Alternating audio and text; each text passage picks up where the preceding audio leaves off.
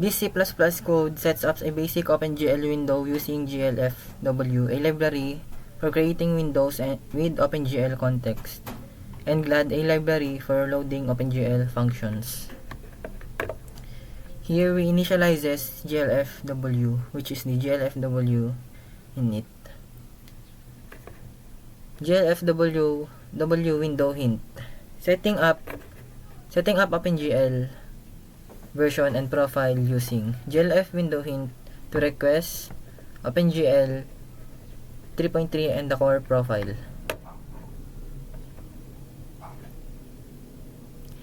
Creating a window. GLFW create window creates an 800 by 800 window with the title YouTube OpenGL, which is this. GLFW make context current introduces the window into the current context. GLAD loading. GLAD load GL loads the OpenGL functions pointers. Viewport configuration. GL viewport sets the viewport to cover the entire window.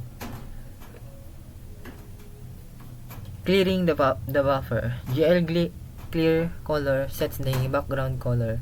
GL color buffer bit clears the color buffer with the specified color, and GLFW swap buffers swaps the back buffer with the front buffer. Main loop.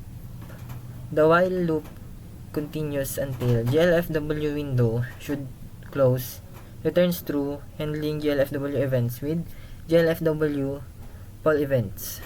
Clean up. GLFW destroy window. Deletes the window and GLFW terminate, cleans up a GLFW resources before ending the program. Overall, this code creates a simple OpenGL window with a specified background color and keeps the window open until manually closed.